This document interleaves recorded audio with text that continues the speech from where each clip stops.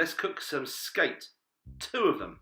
And we're going to do them with a classic caper brown butter sauce with parsley and lemon. It's classic for a reason, it's wonderful. First of all, let's dry the flesh of the skate. It will pan fry it beautifully if you do this. You do not need to dredge it in flour. Some videos that you may have also watched if you're searching how to do this will do it in flour. Doesn't mean they're wrong, I just think it's unnecessary. And the other thing you must do when you buy the skate is insist from the fishmonger that he allows you to have a good sniff of both sides. Ideally you want it just to smell like the sea. If it smells a little bit fishy, it's okay.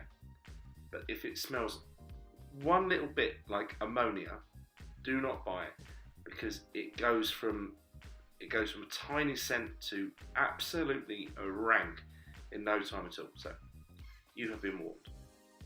But it's a very affordable bit of fish, also known as ray to its friends.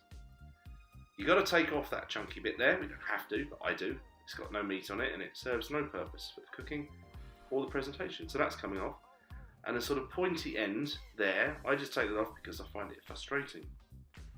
And the rest of it, it's got like a frill which you need to trim off as well. We don't have to, but it's so thin that it will burn before the rest of the fish is cooked. So what I do is I get me scissors and I just give it a bit of a haircut. There you go, you can see I'm taking off about 1 inch. All the way around, get all that frill off, and this will look much nicer when it's cooked.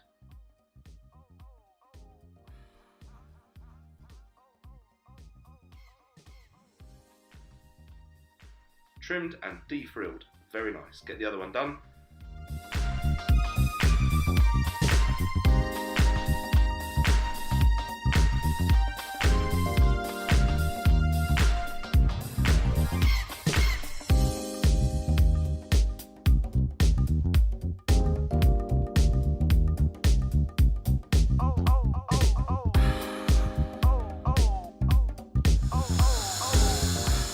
Once you've given both sides a thorough seasoning with salt and pepper, it is time to brown.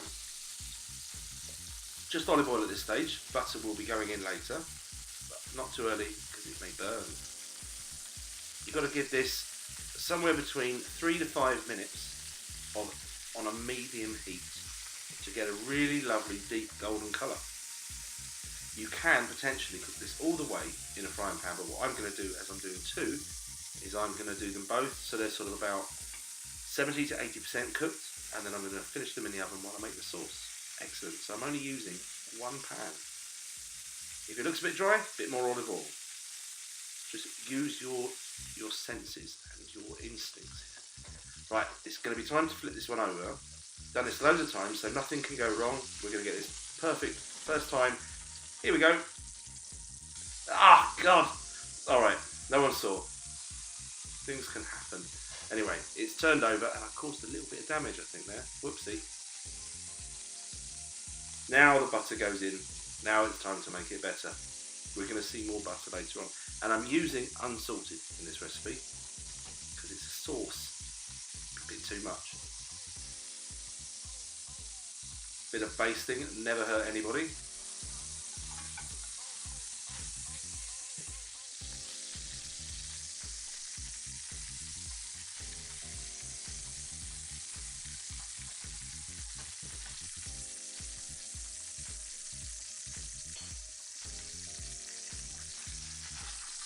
Well, that one's out now. Clean the pan and get the other one done. Unless you've got a massive pan, and you can do both in one go, of course.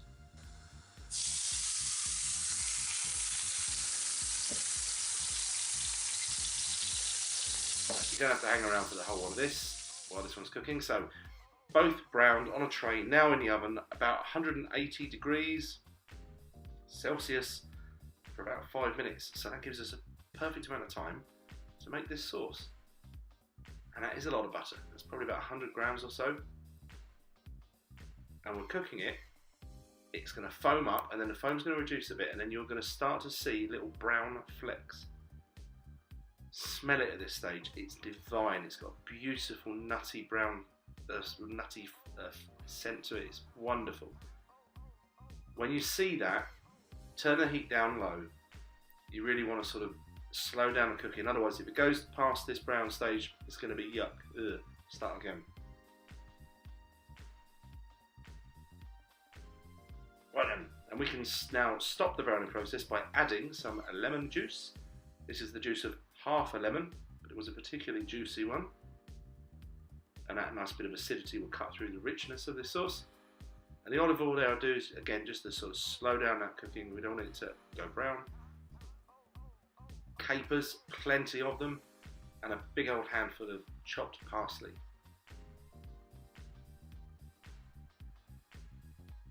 A little bit of seasoning, and then that sauce is done. And we're almost ready to plate up as soon as the fish is ready to come out of the oven. And all I've done is I've prepared some little crispy potatoes to have this with, and a bit of salad. You're not even going to see that. That's for me and my lady, Ola, later on.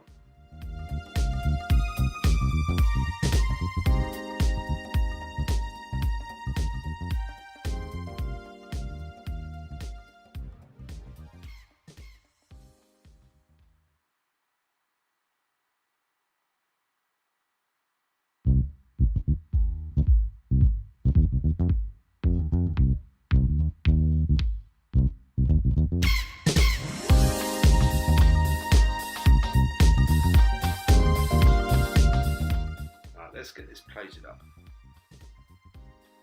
Now the one that had a little bit of damage to it, I've checked it already. If you want to double check it's cooked, as long as you can get a fork or knife just under the flesh and it pulls away clean from the bone that runs down the middle, it is done.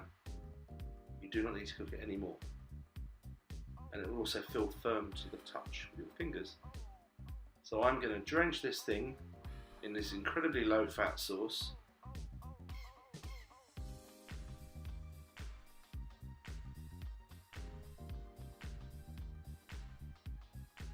But it's alright because we're having some salad with it.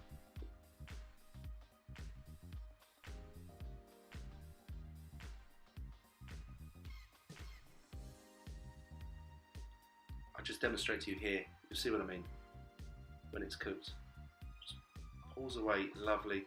It's juicy, it's succulent. It really is a delicious fish, and it's pretty affordable as well. And when you eat one side to the bone, you just sort of scrape it away. You flip this thing over and you eat the other side. 2 for the price of 1. Anyway, thank you so much for watching Matt's Cookery Lessons. I really do appreciate it. If you like this video, please give us a thumbs up. Press the subscribe button. Let's help this channel grow. And I will see you in the next video, which should be coming really soon. Bye.